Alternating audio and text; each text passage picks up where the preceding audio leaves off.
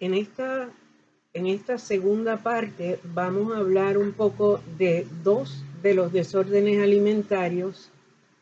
Vamos a mencionar tres de los desórdenes disociativos y vamos a hablar de desórdenes de la personalidad. Los dos desórdenes alimentarios principales que vamos a estar discutiendo son la anorexia nervosa y la bulimia. Es importante que usted aprenda a diferenciar ambos y a ver qué cosas tienen en común. La anorexia nervosa es un desorden alimentario en el cual la persona tiene una percepción distorsionada de su cuerpo y una preocupación persistente y disfuncional acerca de su peso y de su imagen. La persona puede que consuma alimentos frente a otras personas, pero luego utiliza diferentes mecanismos para sea inducirse el vómito o sea exponerse a rutinas excesivas de ejercicio para no acumular peso. El problema que va a suceder es que la persona no logra ver su cuerpo como lo ven las demás personas. Tiene una imagen bien distorsionada de sí mismo. Empieza a ser una situación de preocupación cuando la persona pierde de manera rápida 15% o más de su peso sin unas rutinas saludables. En ocasiones la persona pierde más de 40% de su cuerpo y requiere hospitalizaciones. La persona empieza a tener carencias de vitaminas, de nutrientes, tiene problemas hormonales, afecta el funcionamiento de su metabolismo, empieza su propio cuerpo a consumir el tejido muscular, la persona no puede dormir bien, tiene problemas con la presión, tiene problemas en el desarrollo de las características sexuales secundarias, sobre todo en chicas adolescentes. El ritmo cardíaco se le altera, la oxigenación se altera, por lo tanto la concentración y el pensamiento se va a ver alterado. Y hay teorías relacionadas con la anorexia nervosa que dicen que en ocasiones está relacionada con aspectos biológicos. Hay hasta unas investigaciones que dicen que hay algo de probabilidad de heredarlo, de heredar esta tendencia, pero también hay aspectos psicológicos y sociales, como por ejemplo si la persona ha sido expuesta a situaciones fuera de su control desde pequeño, por ejemplo, abuso sexual, tendencias a exigencias de mucha perfección, controles excesivos por parte de otros familiares y la persona desea tener control de algo de su vida, empieza a controlar esos componentes de su cuerpo. También se ha encontrado que la persona que tiene anorexia puede llegar a fallecer por todo este tipo de complicaciones. En el pasado no se conocía y no se hablaba casi sobre esta condición. Les he puesto un enlace del caso primero que se discutió mucho en los medios de comunicación en Estados Unidos, y es el caso de una cantante muy famosa.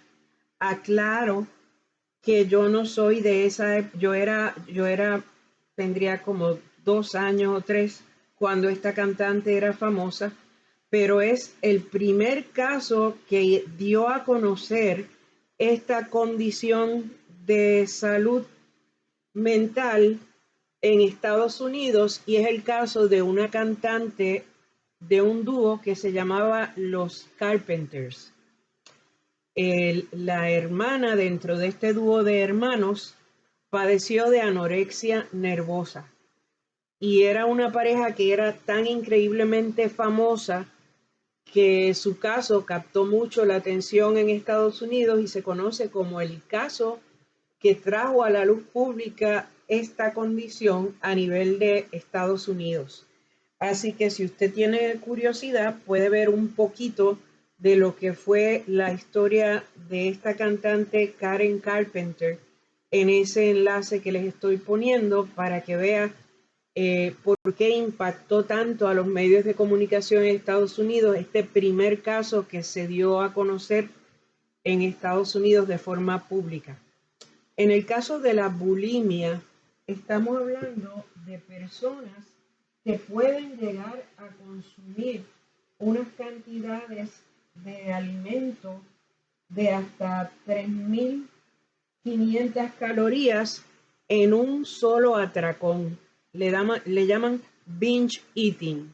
O sea, binge traducido a un atracón. O sea, de una sola sentada a comer, pueden comerse 3.500 calorías en un cantazo, y en un solo día pueden llegar a ingerir hasta 50.000 calorías. Se dan estos grandes atracones y luego muchas veces llegan al punto de tener que inducirse vómito, porque no hay manera de que el cuerpo pueda procesar una ingesta tan alta calórica. Se ha planteado que en muchas ocasiones esto está asociado de nuevo también con una percepción bien distorsionada del cuerpo que tiene la persona.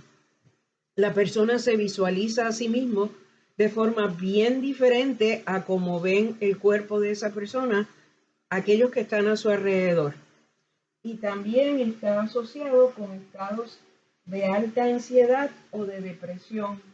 Y lo han encontrado también asociado con las consecuencias de intentos de hacer dietas, donde la persona pierde el control de sus métodos de alimentación, y entonces comienza a veces con hacer unos ayunos, y entonces luego de esos ayunos el cuerpo le pide mucho alimento y se da un atracón, y luego está un par de días en ayuno y vuelve, se da otro atracón.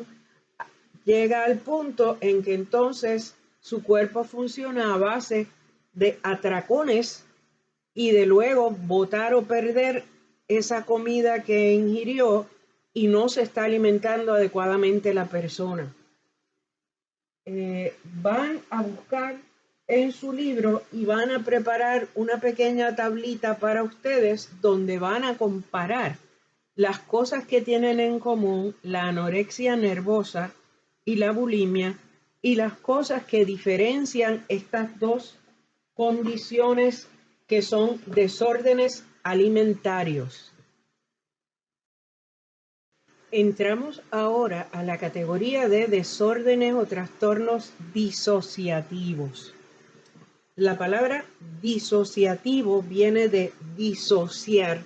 Disociar es separar, picar. En la discusión de estos tres desórdenes disociativos que hemos seleccionado, que seleccionan los libros de psicología introductoria, ustedes van a descubrir qué es eso que se disocia, qué es eso que se separa dentro de esta categoría de desórdenes. Comenzamos hablando de la amnesia disociativa, y la vamos a estudiar en comparación con lo que es la amnesia retrógrada. Todos estarán ya acostumbrados a asumir que cuando se habla de amnesia, hablamos de olvidar, hablamos de una pérdida de la capacidad de recuperar unos recuerdos, una pérdida de memorias. Usted puede tener esa situación donde pierdes información acerca de ti mismo, tu nombre, datos acerca de ti, tales como fecha de nacimiento, pueblo, dirección, y no es olvido, no es simplemente que se te olvidó, sino que perdiste esa información. Y eso puede suceder, tú puedes tener una amnesia provocada por un tumor en el cerebro, por un accidente, por un golpe, por una operación, en cuyo caso es una amnesia de una causa orgánica, de una causa biológica, y en ese caso se llama amnesia retrógrada o fisiológicamente originada. A veces se le dice también orgánica, o usted puede tener lo que vendría a ser propiamente el desorden disociativo, amnesia disociativa, donde no hay una razón biológica para que usted haya tenido esa pérdida de memoria. En ese caso, la pérdida de memoria suele estar asociada de alguna manera que la persona lo desconoce con un evento traumático. En el caso de la amnesia retrógrada, una de las cosas que se nota es que la persona va a sentir una gran angustia por toda la información acerca de sí mismo que le falta. Sin embargo, en el caso de la amnesia disociativa, la persona no tiene esa información y proyecta una relativa calma. Otra de las cosas que vamos a notar es que obviamente las placas del cerebro rápidamente o los MRI van a identificar si se trata de una amnesia retrógrada. La amnesia retrógrada no tiene cura porque si está basada la pérdida de las memorias en daño físico, pues ese daño no se puede revertir. La persona, la alternativa que tendría es reaprender esa información acerca de sí mismo. Sin embargo, la amnesia disociativa se ha encontrado que con el tiempo y con terapias y alcanzando a la persona estados de relajación y descubriendo cuál fue el evento traumático, esas memorias perdidas vuelven a resurgir poco a poco y la persona logra recuperar la mayor parte de esa información que perdió a raíz del evento traumático. Así que esta es una de las situaciones en la amnesia disociativa donde vemos que la psicoterapia es bien útil y en todo caso, si se llega a utilizar algún tipo de medicamento, es para manejo de ansiedad y para ayudar a la persona a relajarse, pero no es una condición que donde lo principal sea eso, lo principal va a ser la psicoterapia para tratar de descubrir cuál fue ese evento traumático. En el caso del desorden disociativo conocido como la fuga disociativa, está asociado a una exposición prolongada a situaciones de alta ansiedad, donde la persona en determinado momento se aparta de su entorno conocido y pierde las nociones de quién es y de lo que le corresponde hacer y asume un nuevo comienzo y no se percata de que tenía un historial. En los casos de fuga disociativa que se suele dar cuando la persona está experimentando unos altísimos grados de ansiedad, se encuentran casos como por ejemplo el libro de ustedes les menciona un caso de una persona que estuvo en fuga disociativa 3 días. Hay un caso muy conocido en Estados Unidos de una persona que estuvo en fuga disociativa 15 años. La persona un día estaba pasando por una época de mucho estrés, de mucho peligro en su casa, y un día se monta en su carro, se va, lo dan por desaparecido. 15 años más tarde, unas personas lo ven en otro estado y dicen, usted se parece mucho a fulano de tal. empiezan a indagar, hacen toda una serie de cotejos, de dentadura, etcétera. Se dan cuenta que era la persona que habían dado ya por perdida y quizás hasta por fallecida, y la persona no recordaba absolutamente nada de su vida pasada, según le van trayendo a esos recuerdos de lo que la persona era previo a ese bloque de fuga de 15 años.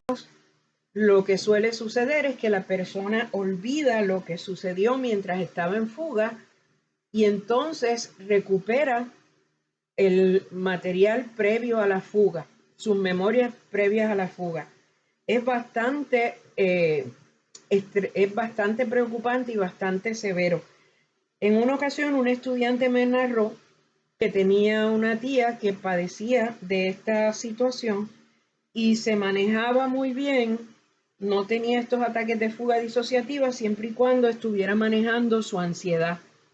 Y que entonces los pequeños ataques de fuga disociativa que le daban, los controlaba la familia, trabajaba eso, escribiéndole en todas partes del carro y en muchos papeles en su cartera, en su wallet, en su monedero, papeles con un mismo número de teléfono, para que si de alguna manera la persona se desconectaba de su entorno y de quién era, se le ocurriera marcar ese número de teléfono.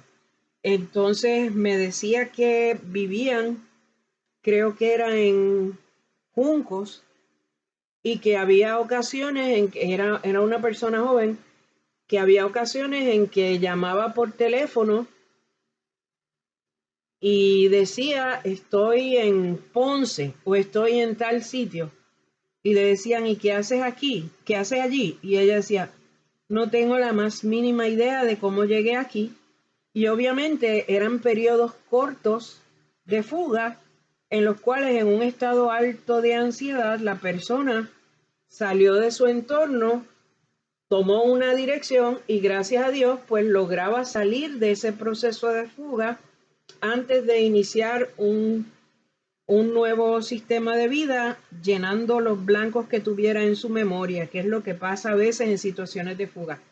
Hay una película que presenta un caso de fuga disociativa, es una película de ciencia ficción, se llama Long Kiss Goodnight, y en esa película presentan el caso de es ciencia ficción.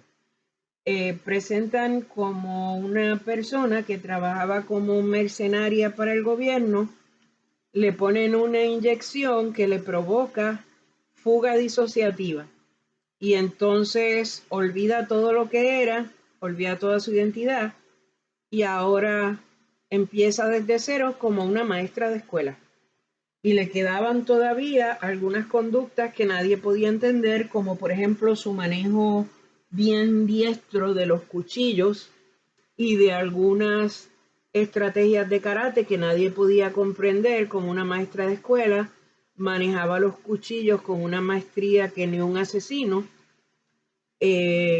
pero más adelante pues sale a relucir, ella sale de la fuga disociativa, pero entonces, como sucede en el desorden de fuga disociativa, cuando tú sales de la fuga disociativa, entonces tienes amnesia en torno a lo que pasó o lo que hiciste mientras estabas en ese lapso que estuviste en fuga. Es bien retante esa condición y requiere mucha psicoterapia. Bien, ahora hablamos del desorden disociativo de la identidad. El desorden disociativo de la identidad es lo que en el pasado llamaban desorden de personalidades múltiples o de múltiples personalidades. Este desorden es bien controversial. Se hizo bien famoso porque lo representan en películas, lo representan en novelas mexicanas, venezolanas, colombianas. Es un desorden pues bien llamativo para presentar en los medios de comunicación. Lo que significa es que una misma persona tenga más de un sistema de personalidad completito. Un sistema de personalidad incluye tus contactos, roles, tus cosas buenas, tus cosas malas, tus compromisos económicos, sociales, familiares. Todo eso constituye tu sistema de personalidad. Es tener un sistema de vida y de personalidad y es difícil. Imagínate tener más de uno, o tener 30, o tener 6, o tener 90. Pues cuando se comienza a hablar del desorden disociativo de identidad, eso genera mucho interés, muchas publicaciones. Hay una película que se llama Las caras de Eva, hay otra que se llama Civil y están basadas en casos publicados por psiquiatras sobre estas pacientes. Se encuentra que la mayoría de los pacientes que desarrollan este desorden han sido personas que han tenido un historial de abuso sexual o de maltrato o de tortura en la infancia, y se especulaba que desarrollaban estas condiciones como una manera de desconectarse del yo que estaba siendo abusado o torturado, y de que mientras estaban experimentando ese terror y ese dolor, imaginaban que eran otra persona. En el desorden disociativo de identidad, la persona siempre tiene una identidad base y esa identidad base no conoce las otras identidades. No es como a veces te ponen en las películas o en las novelas, que si tú tienes dos identidades, ahora eres Milagritos y dentro de un rato eres Margarita, puede venir el psiquiatra o el psicólogo y decirte, no, yo no quiero hablar con Milagritos, quiero que seas Margarita, porque quiero hablar con Margarita. Y entonces uno dice, ok, ahora voy a ser Margarita. Eso no es así, porque en el desorden disociativo de identidad, en los estudios de casos que se habían publicado, se decía que había una personalidad básica que no conoce las otras. Hay mucho cuestionamiento acerca de si esto es un desorden disociativo, si es una condición de salud mental. Hay quienes lo ven como situaciones espirituales, hay quienes lo ven como manifestaciones culturales. Hay evidencias, por otro lado, en la neuropsicología se ha detectado que en casos de personas que tienen el diagnóstico de desorden disociativo de identidad, suele incluso haber un patrón de conducción neurológica en el cerebro distinto cuando están manifestando una identidad versus otra, lo cual es indicativo de que algo está sucediendo, pero es un desorden que es debatible, es un desorden que desde la perspectiva de la neuropsiquiatría ha sido bastante cuestionado y rechazado, y falta todavía mucha investigación en relación a eso. Algunos dicen que en el proceso de psicoterapia llegan a reforzarse algunos de estos cambios de identidad o estas tendencias a distintas identidades que tienen algunos de los pacientes en lugar de eliminarse, pero sepan que curiosamente los estudiantes se suelen confundir. ¿Y se confunden con qué? Con el hecho de que el desorden disociativo de identidad, o lo que en el pasado se llamaba personalidad múltiple, caiga bajo la categoría de desórdenes disociativos y no caiga bajo la categoría próxima que vamos a ver, que es la categoría de desórdenes de personalidad. Recuerden, el desorden disociativo de identidad, que también se conoce como desorden disociativo de personalidad, no es un desorden de personalidad, es un desorden disociativo. ¿Ok? Eso les suele confundir. Los desórdenes de personalidad son otros y son los que vamos a ver a continuación. Bien, y ahora entramos a dos de los muchos desórdenes de personalidad. Hay 10 tipos de desórdenes de personalidad principales. El libro de ustedes, por lo general, lo que se discute son dos. Desorden de personalidad antisocial y el desorden de personalidad fronterizo, que es el que se llama Borderline Personality Disorder. Cuando hablamos del desorden de personalidad antisocial, ese es el diagnóstico que correspondería a una persona que tenga conductas que quedasen clasificadas como psicópata o sociópata. Cualquiera de los dos patrones de conductas podrían caer bajo lo que es un desorden de personalidad antisocial. En ambos casos, las personas estarían actuando prácticamente de la misma manera. La diferencia entre sociopatía o psicopatía va a venir a ser que si es sociópata, se va a adjudicar responsabilidad a elementos del desarrollo de la persona que son ambientales.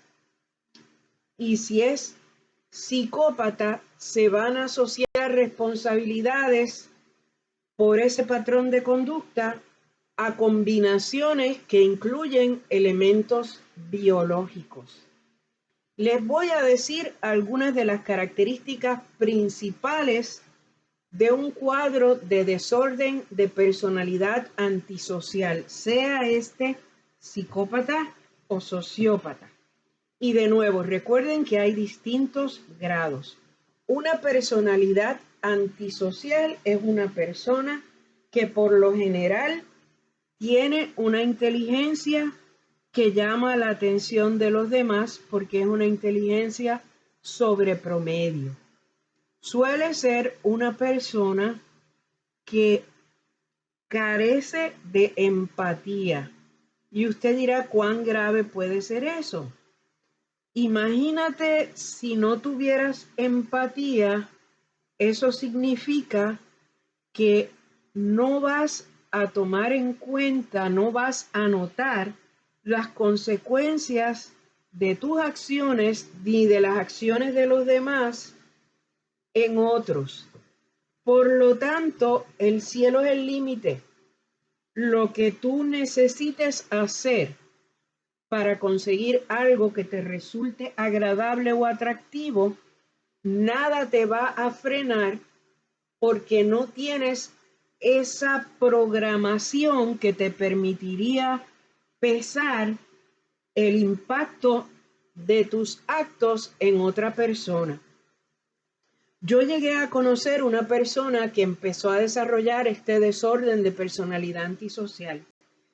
Y fue impresionante. Una de las cosas que llamaba la atención era que habiendo sido una hija mayor y una persona muy apegada a su mamá, en determinado momento la mamá se enferma de bastante gravedad. La hija estaba teniendo unas situaciones de alta ansiedad también. Y a la mamá le hacen unas operaciones que le tuvieron que abrir como en forma de cruz todo el abdomen y tenían que dejar esas heridas abiertas y había que drenar y había que limpiar las heridas diariamente. Y ella decía que ella lo podía hacer sin ningún problema porque ella no entendía por qué razón ella veía esas heridas y ella veía a su mamá sufriendo con ese dolor y ella no sentía absolutamente nada. Cuando uno escucha eso, tú sabes que algo se está desequilibrando, sobre todo si había una relación estrecha entre ambas personas. Tú sabes que algo se está saliendo de lo que debe ser normal. Más adelante, su hijo tuvo un accidente de bastante gravedad y la persona no interrumpió su trabajo ni nada y era un muchachito, porque decía que no sentía la necesidad y no sentía preocupación. Así que una persona con desorden de personalidad antisocial se convierte en una persona peligrosa en el sentido de que es alguien inteligente, suele ser una persona que sabe lo que los demás quieren escuchar, que lo puede prever, sabe ganarse a las demás personas, suele ser una persona con habilidad para manipular a los demás y además de eso, sin empatía.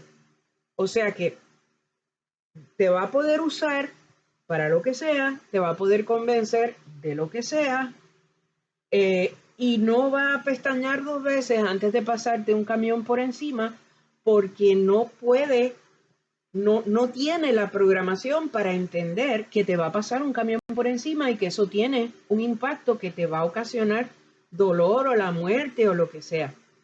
Le he puesto dos enlaces breves.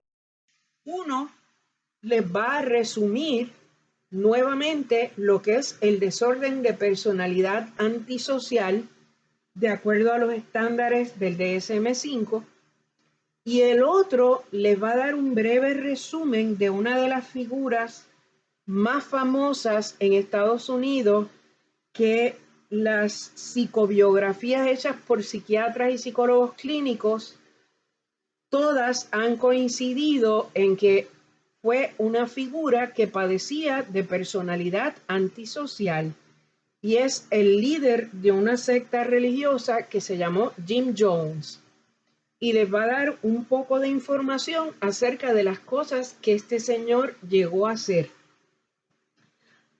También las personas antisociales suelen ser bastante narcisistas en el sentido de que les gusta llamar la atención, ser el centro de atención, y se sienten sumamente incómodos si alguien les cuestiona o hace algo que pudiera hacerlos quedar mal ante otras personas. En el caso del desorden de personalidad fronterizo, la explicación más sencilla y rápida es esta. Todo lo que hemos dicho del desorden de personalidad antisocial, excepto que no necesariamente tienen inteligencia sobre promedio, y se añade un aspecto de que en ocasiones pierden la conexión con la realidad y pueden tener delirios o pueden tener alucinaciones. Por eso la palabra borderline, cuando uno piensa, está en la frontera ¿con qué? En la frontera de salirse de la realidad. ¿Okay?